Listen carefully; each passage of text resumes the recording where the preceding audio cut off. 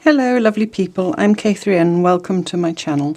In this video I'm going to talk about how to make your cloth twine. If you've watched my cloth twining video, if you haven't and you don't know how to make cloth twine, it's in the tutorials playlist and I'll try and put a link down in the description. Into vessels or into three-dimensional structures. If you made the little Biscornu pincushion from my other video, you can then make a little saucer for him. I actually made this saucer for my original Biscornu because then it's blue on blue and it looks nicer. But I wanted to go a little bit further than just showing you the little saucers, although the principle is the same. So from this mini little thing, if you can make this, then you can make this beast. This beast, while I've got him in my hands, I'm currently working on. You can see it's quite big and it's quite lumpy and bumpy. Oh, there's a pin there, don't want that. This is one man's long sleeve shirt, apart from the collars and the cuffs, you know, and the button band, the bits that I couldn't really salvage strips of cloth from. So, and this is how much I've got left. Just to give you an idea of quantity, and this against my hands is the size of bowl I'm making. So it takes quite a lot of fabric, and also it takes quite a lot of thread.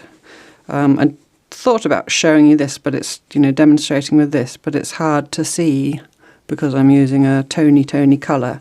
So let's just show you some of the others. This one appeared in my introduction to slow stitch video. This was 2 different kinds of twine and several different kinds of thread to attach it together. So you can really play with, you know, how you mix it up. You don't have to do one cloth and one twine. I won't call that twine because that's confusing, because that's twine. So let's call it string. In terms of what, so you've got your fabric twine. In terms of what you use to join it together into the structure, there's many things you can use. You could use sock yarn. That's a bit of sock yarn. That's not really enough for anything, but you know, in case you don't know what sock yarn looks like, I'm sure you do. Well, a 4-ply yarn, you know, just a fine yarn. You can use crochet cotton. That's very useful, quite readily available. You can buy big. Often you can get them, in the UK at least, big balls of them in charity shops, you know. Just cream crochet cotton is a good thing to use. You can use just regular string. This is just regular string. Does anybody else have an extensive string collection? I love string. I don't know why, I just do. And there's another kind of string that's a bit smoother and a bit stiffer. Oh, I didn't show you this one. This was a short-sleeved man's shirt, but it was quite badly ripped and damaged, so I didn't get much out of it. But it made this little tulip-shaped ish pot. So, oh, and the other thing you can do, if you don't do the cloth twining, you can do it just with string that you buy. I bought this somewhere, a rather stiff, you see how stiff it is, string. It's natural, you know, what they make string out of. I'm not supposed to say that word on YouTube. I don't know if that's true, the H word that ends with the MP. Anyway, so there's a couple of these in the kitchen, but this one was up here handy. It's made in exactly the same way, but it's very stiff because the string that I made it with was very stiff. And so the structure's string, and then it's bound with this kind of string. So it's string on string, and that's got some little paper scraps that might be useful one day in it. And yeah, so that makes a really sturdy basket. But that's not really what we're talking about. So I thought what I would do to show you, and I will begin the process now, and then I'll go away and work on it, and then, you know, stop the video, go away and work on it and come back, which probably will be a couple of days or more later. Just to say up front, this basket, for example, I think I've been working on this for about, let me think, several evenings, you know, different evenings. There's probably about 30 hours or more work in that already. Just to warn you, this is a slow process. But if you like doing it, then, you know, I can do it watching television or whatever. So I thought I would make a saucer for this, like I said. So I've made myself some twine. This twine is 2.5 meters long. I'll say that now, and then when I finish the saucer we can see how much it used. Hopefully it's enough. I think it is. I'm going to find my end. So to start off with, there's many different ways of starting off, but this is how I do it. Get that pin out, that was just there to stop it collapsing. I will cut those ends back. You see I haven't put a knot, so it's just the end of the twine, which is where I had the pin. So I'm going to cut those two off about 1 inch of untwinedness, like that. And then here I've got a regular needle and cotton, whoop, with a knot in. And I just kind of fold somehow, just to make a neat little parcel of those bits. Do you see that? I'm just going to trim that little sticky out bit. And then I'm going to fold that over somewhat neatly. It'll all get bound up, so it's not that critical, but it's a bit fiddly to start with. Fiddle faddle, like that. And probably if I was doing this, you know, and you weren't all tapping your fingers on your tables waiting for me to get on with it, I would do a better job. And then all I'm going to do is take some stitches. I've taken this darker coloured thread. Normally I'd match the thread, but I wanted you to see what I was doing. And then I literally just stitch it down. Again, I would do small neat stitches, but for demonstration purposes. So that's just to anchor that raw end. And when I get to the other side, I'm just going to, oops, hop through somewhere, not stab myself, and just do the same down the other side. Like I say, you could just do a knot and start with a knot, and that gives you a slightly different look in the middle, but this makes it a little bit easier, I think, so this is how I do it. Bit more work, but it's not really work if you like it, is it?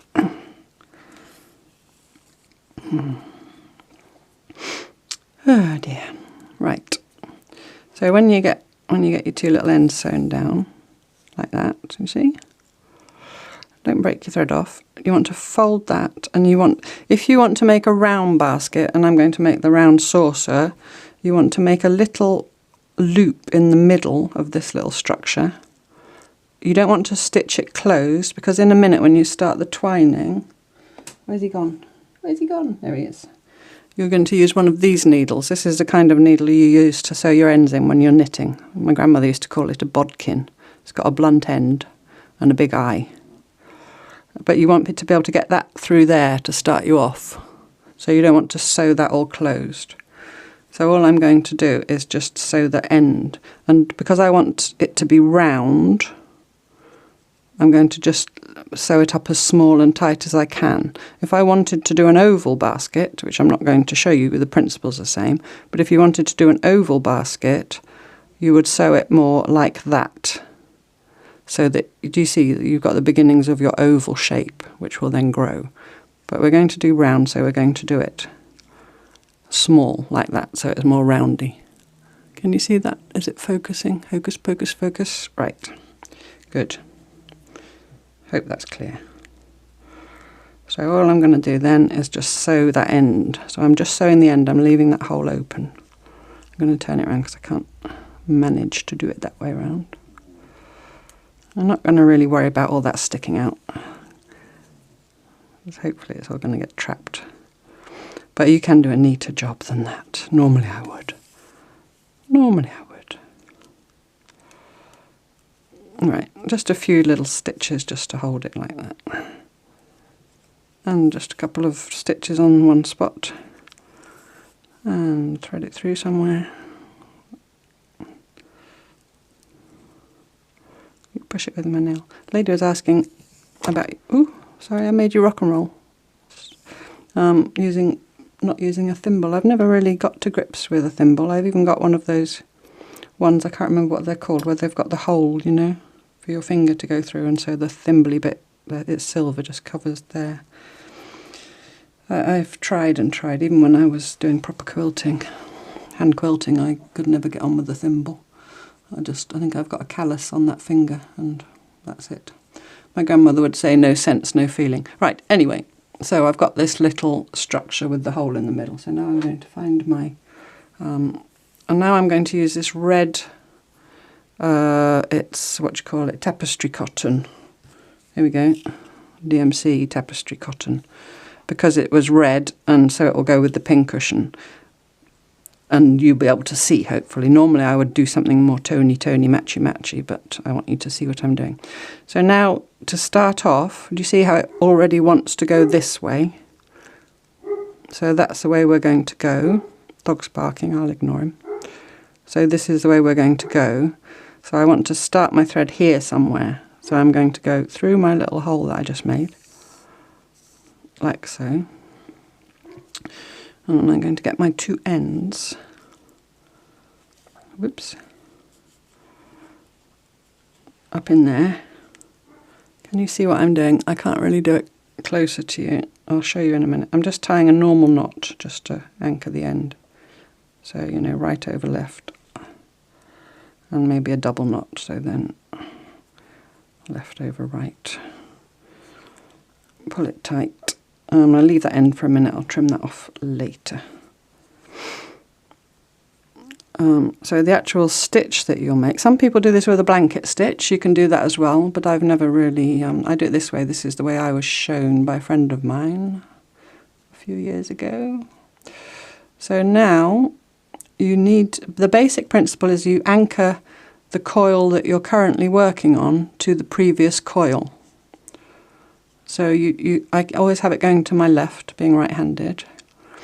So this is my first stitch where I made my knot. So I'm going to come up over that stitch again and go through, all the time holding it with my left hand. Actually, I'm going to cut that tail off. Normally I'd anchor it in there a bit, but it's getting in my way.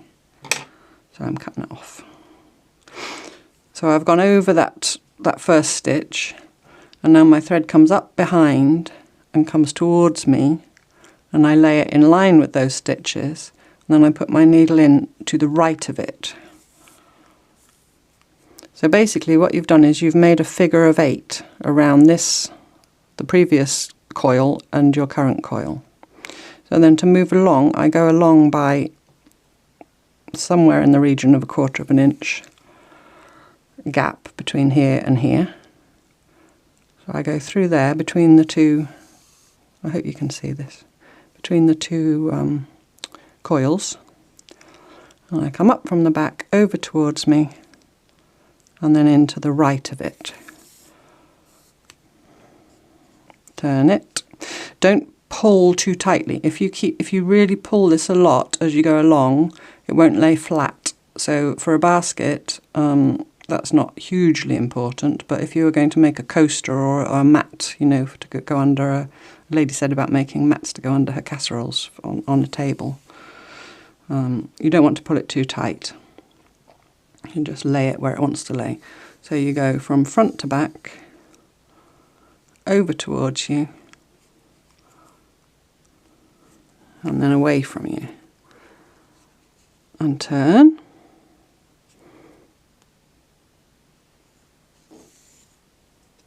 Come through towards you, between your two coils, and then towards you, and then to the right. Sometimes if your twine's not very good, which this is not very well twined, I have to say, by me, you have to fiddle about, you know, because there's little folds in your way. But at no point are you going through the cloth, you're always going between. So you come towards you, away from you between the coils, about 1/4 of an inch gap, and then come over towards you, hold that down with your thumb, and then go through to the right. And I'm going to keep going round until I get, come on, onto the next round, because when you've got a previous stitch, it's slightly, there's something else you need to note. So there we go. and towards you and to the right. Turn. So now do you see I'm about to jump up onto my next coil, so I'm not going to go into the middle anymore, I'm going to come up here behind the previous coil that I just stitched down. And there's quite a big gap there, so I'm going to take an extra stitch in there. So away from me, towards me, and into the right.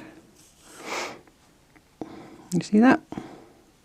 So now I'm going to go round again, and this time I'm going to go behind each stitch that I made before. So what I mean is I come through from the back, but I come through to the left of that stitch. And then over it, and come through from the back, kind of fiddling about with your spacing if it's important to you. It's very obvious here with the red on cream. If you're doing it with a more tony matchy one, string to cloth, it's obviously not as obvious. So I'm coming through to the left of the previous stitch. My tail needs to be pulled out a bit. And then I'm going over that stitch, away from me. And then I'm going to come towards me, hold it with my thumb, and into the right. So in that way your figure 8 is locked because you go this way away from you to that side of the stitch, the far side if you like, of the direction you're going, over the stitch, and then you come towards you, and then you go the other side of the stitch. Clear? Hope that's clear. Now in terms of spacing, the more you stitch, the closer you stitch, the sturdier it will be. Do you see here there's a huge gap before the next stitch because we're still somewhere in the middle. So I think I'm going to put 2 extra ones in there. So then you just have to kind of hold it with your hands where you want it to be with your finger and thumb. So I'm holding my thumb there, I want it somewhere there. So then over towards you, through to the back to the right. And then I'm going to put one more stitch there. And because while you're working on the flat, before you start building up sides or anything, so away from you, towards you, through to the right. Every round is bigger, so you can't keep the same number of stitches, you have to increase. If you're a knitter or a crocheter, you'll understand that concept. So all I do, you could space it evenly, and if you wanted to, all I do is if I see that my gap is getting sort of to 1/2 of an inch rather than 1/4 of an inch, then I'll put an extra stitch in between. So here now, I'm going to do another stitch in the gap. So towards you, away from you, towards you, through to the right. Go where you should be. See, that's moved. But, like I say, I don't bother about things being even. And I'm also going to put another stitch here.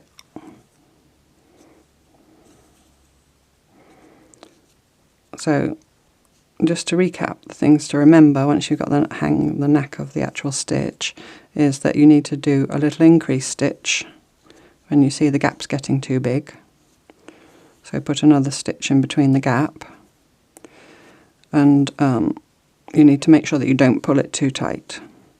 I'm going to do one more stitch in this gap, then I'm going to show you about joining and talk about how long bits I take of string. Obviously you can't get one string for the whole lot, so you're going to have to join at one point. So I'll get my needle off.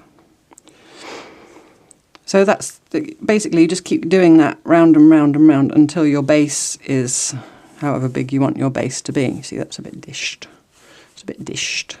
And then I'll come back later when I've got this big enough for my pincushion. I'll just keep putting my pincushion on it until it's the right size to talk about coming up the sides. But before I do that, while I've got this opportunity of a bit of needing to add another bit of string, if I'm working myself, in the evening, sat on my sofa, I pull off maybe 2 arm lengths, quite a long length, and then fold it more or less double and pull it through. But that's a bit personal choice. If you find that too long and tangly, you can use shorter lengths. how I join new lengths, I do a magic knot. And if you don't know what that is, I shall show you. So basically what you do is you tie this to this, and then you tie this to this. You're not tying them together, you're tying that round that. So lay that there, put that round it. So I'm not doing any tying with this. It's just laying there. And then I'm just going to tie just one normal single knot of that. Do you see that? And then I get this end, and you can check it's the correct end because you see it just pulls through the knot that you've just made. See that? Just with your third hand. You see that? You know, you understand. So then you just get your other end, and then you go behind that knot. Don't tie it here, tie it here. And you do the same thing. So you tie it round it, not to it. If you understand that distinction. I'm sure you do. So now I've got 2 knots. Then you get hold of your old end and your new end. And you just give a gentle pull. Do you see? And those 2 knots have slid right up next to each other. And then you just get hold of your 2 ends that you want to keep, and then your 2 little tails, get them up there out of the way, and then you can cut off, if you can see, really close to the knot without any fear. Don't cut the knot, but you know, do you see how close? Is that focusing? How close I am to the knot. Now I'm going to be brave. See how strong that is? I think the thread will break before the knot gives. So now I've got a new bit.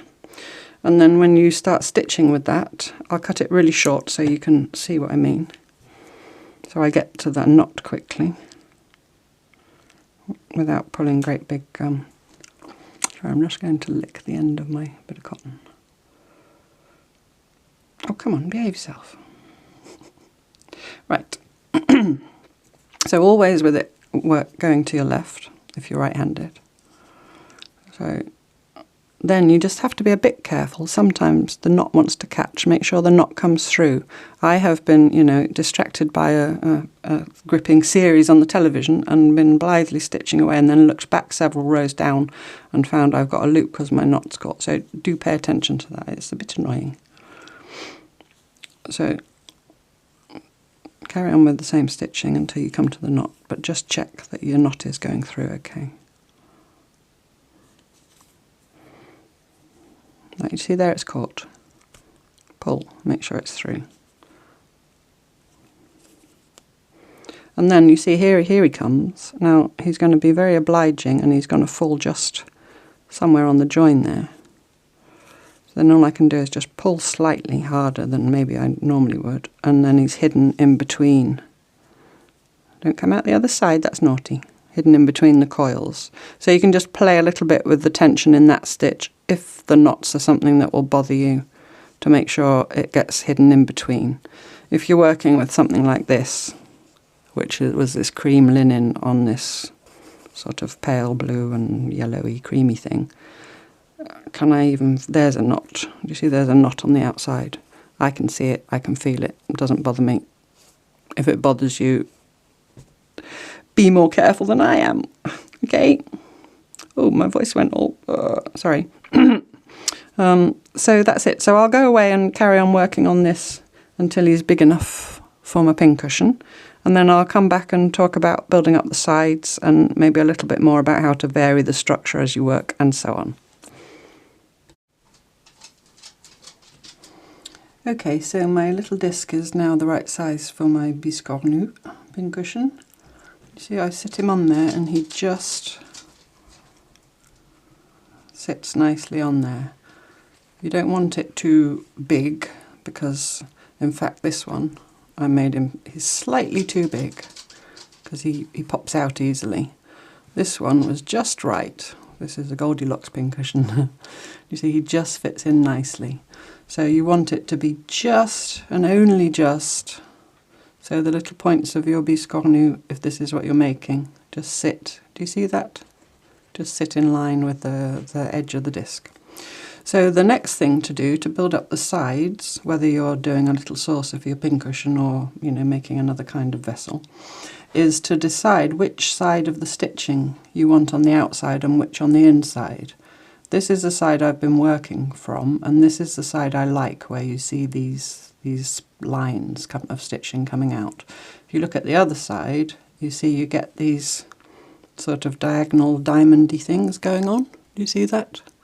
So it's just what you like the look of, if you want that on the inside or the outside. It's very obvious here again, like I said, because I'm doing the red on the cream. If you look on this one, for example, you see that's the outside. It's got the straight stitching lines.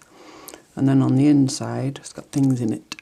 You've got the little diamonds. I find them less offensive when they're tony. Not that they're offensive, but you know what I mean. So anyway, decide what's the inside and the outside.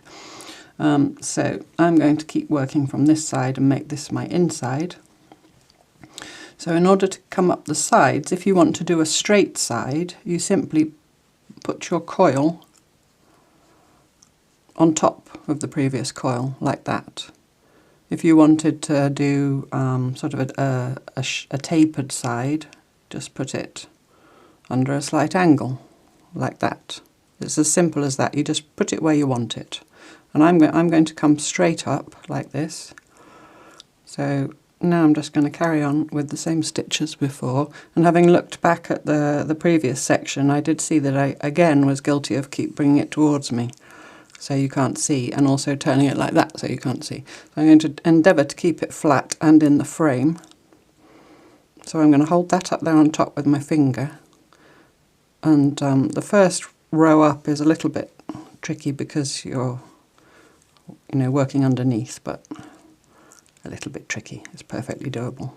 It's just exactly the same process. Bring it towards you and go through. Do you see? And then you just keep going round and round as before. So you come through to the left of your previous stitch on the previous coil. I've got my little knot there, so I have to make sure it pops through. Go through over that same stitch. Pull your knot through, then come towards you, hold that down with your thumb, and then find your way in between.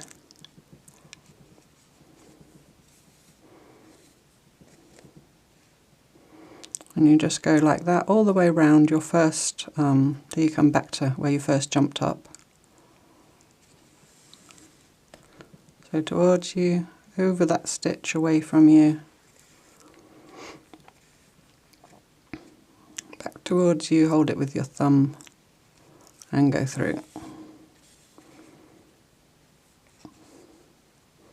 And so you're just keeping this in place as you go up on top. And just work your way around. And now that you're working on the side rather than spiraling outwards to make the bottom, you shouldn't have to do the extra stitches anymore because the diameter will stay the same.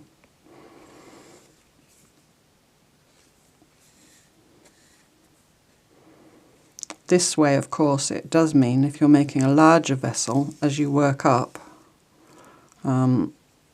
you're always working from the inside.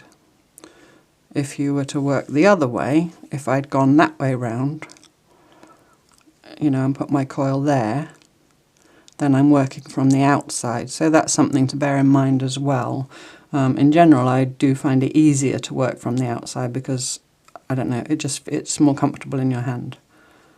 So it's one of those things. Stop pulling it towards you, Catherine. It's one of those things that you just have to do, You have to do, because it's different for everybody, what you like, what you don't like. And you'll find your way of doing it, if you like it. And like I said at the beginning, it is a slow process. It's not one of those 20-minute quick make type things. It's not that. But I find it very satisfying to make actual structures, objects, useful things with my hands. And I don't mind that it's slow. In fact, I like it that it's slow. So you just work round until you come back to where you started, and I'll just finish this stitch. And then, whoops, when you come back to where you started, going up, which is here, then you just go up again and carry on round, just in the same way, as high as you want. If you're making your little thing for your pincushion, on this one you see I just went up two coils, and on this one, oops, this one I made it more, take the pincushion out so you can see better, I made it more of a saucer rather than with straight sides, and I went up 3. So you can just, it's quite flexible, it's almost like you're moulding clay. You can make it do whatever you want it to do, basically. Okay, so I've built up my sides, I've gone 2 coils high, so you see I've got the coil of the base plus 2. And where I've stopped is around about the point where I started going up. Can you see that? Now obviously you're spiralling, so you're always going to get that kind of angly thing, so you just kind of have to judge where you think it looks the most level. And how I think I'm going to finish the end is I'm going to endeavour to thread this little bead onto the actual twine. So we'll see how that goes. Before I do that, I'm just going to point out that in the beginning I said I had 2.5 meters of the cloth twine, and I've just measured it and there's about 26 inches left. So there I'm mixing metric and imperial, but that's just over 1/2 meter. So this has taken nearly 2 meters, this tiny little thing. So you can extrapolate, there's a word to conjure with, how much it takes to make a big basket like that. That's why I say it's slow, because you have to make the twine as well. Anyway, so back to this. So I've tried my little pincushion in there, and you have to squish him in, which I like, because that means he'll stay in, hopefully. So that's how he'll look. It's quite cute. I can even turn him upside down, and he doesn't fall out. So I'm happy with that. So I'm going to, with my red cotton thready stuff here, I think what I'm going to do is just go over again, and I'm going to go down in under the second coil, down like that, like so, and then I'm going to come over again and go through the same second coil, but instead of pulling it tight like I just did, I'm going to leave a loop. I'm going to come back between the 2 coils like that, right through, and I'm going to go through my loop twice and pull it up tight and try and keep that knot, that knotty type thing. Do you see that? Not with your big fat fingers in the way, up against the side of the basket. And then I'm going to take this end and thread it, I hope you can see, just in between all those stitches. Do you see where my needle's going?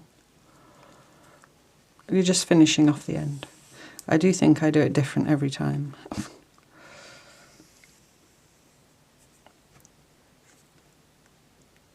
And maybe I think I'm going to just go a bit further. Do you see? I'm making this up as I go along. I'm flying by the seat of my pants. I'm going to go back in through somewhere in there.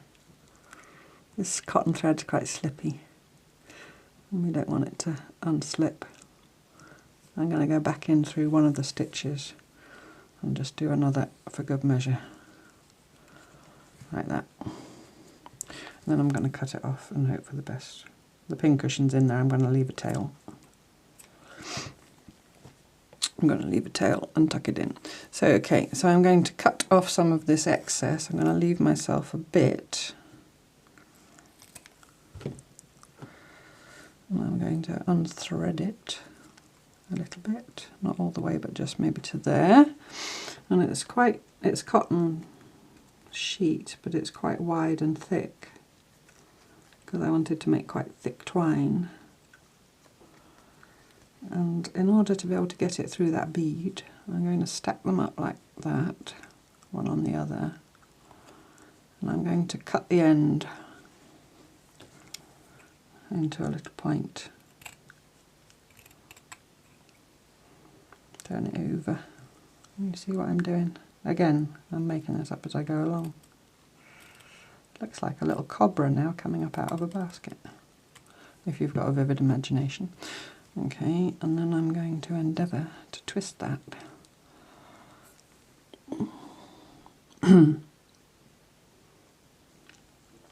Hold my breath.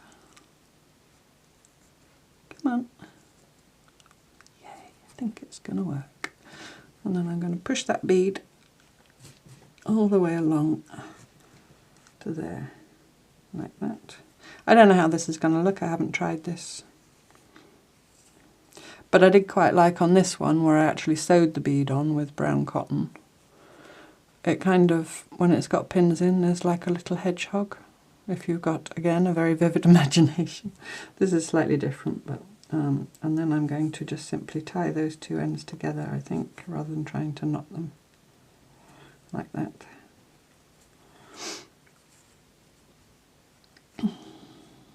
To hold that bead on there. And I'm going to cut them shortish and under a bit of an angle. That's quite jaunty. And then I'm going to put the Biscornu back in there. Tuck him in tight. Actually, I'm going to turn him around. I think I want that bead halfway along a straight side rather than on a point. There we go. I think that looks okay. I'm quite happy with that. And that is also handy then for picking him up. Well, he's a bit droopy, but you get the idea. So, yeah, there's all kinds of ways to finish off, and you can choose what one you like the best. On this one, all I did was I took a couple of extra, there's no knot on the end, it's only, can you see that? It's just, there's no knot, it's just the end of the twine. I just took 2 or 3 extra stitches round the end, and then I tied a knot, and then I buried my tail. I just went through between a couple of coils, a couple of rows down, and then cut my tail off. And then I stitched this button over the, it's joined to the coil below, not the finishing coil, but the one underneath. Do you see that? Just to finish it off, and so I just made a little feature of the ends rather than trying to hide them. On this one I did something similar, but I just did a knot in the end of my twine, and then went round a few times there with the linen thread that I was using, and just left it like that. I quite like that, you know. Just a simple way of finishing off. On this little basket, which I made with the string, I came down with the end, and I coiled like that and did the same kind of stitching. I just stitched round to anchor the little coil. And another thing I did here as well was I did a line of very close stitching all the way around the edge of the top coil. Do you see that? That was mostly because this string doesn't feel very nice. It's quite rough. And the string I used to stitch it together was nicer and softer, so I'd finished the edge off with that. I don't yet know what I'm going to do on this one. I'll decide when I get there. On this weird little thing, I brought the edge down and lashed it on, and then I had this rusty washer thing that I just sewed over the edge just to make a different kind of feature of it. And then the final thing is this basket with handles. If you wanted to make handles for your vessel, what you do is when you come round to your last, you know, when you've got it sort of nearly as high as you want, you measure the gap for your handles. This is, what's that, about 4 inches. And then you stop stitching here. You leave a length of the twine unattached, and then you come back to the other side of where you've measured, and then you just carry on round until you get to the opposite side of where you want your handles. And you can measure all that. You could stick little pins. You could, you know, when you've measured, you could stick a pin down like that, pointing down, so it doesn't stab you while you're working. what I tend to do is judge one side roughly how big I want it. Let's get some of these out so I can fold them in half, and then just fold the basket in half like that and match it the other side and put my pins. Okay, so you go around, you decide how wide you want your handle, you leave a length of the cloth twine unattached, you carry on the same way round till you get to the other side, you leave the same length of cloth twine unattached as you did the other side, and then you carry on over there. To get from here to here with your thread, you could just carry on doing the stitching over the previous coil just to get yourself there, or you could break it off, tie a knot and start again. It's up to you. And then to make the double coil handle, the next time you come round, you're stitching round, and then you just do your stitching to the previous coil. So that's the different ways of finishing off. If you want to finish off and hide what you're doing, you know, hide the end, I would take the knot out, I would kind of trim that down. Well, shall I just do it? It's no harm, no foul. I'd take the knot off, I would maybe unravel it slightly and do a similar thing to what we did at the beginning. Just try and make it a neat little package, and then I'd get a normal sewing cotton and needle, and I'd just stitch that down and try and taper it as best I could. You know, snip, snip, taper it, make it sit nicely, and then stitch it down. But like I said, I quite liked, I'm going to have to put another knot in it now, I quite like showing the end of it. It kind of, you know, exposes the process.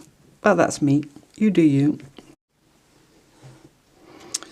So next up will be, the next video will be starting on the stitch journals. That'll be in the coming week, and the first one will be the stitch journal, a stitch journal with a soft stitched cover.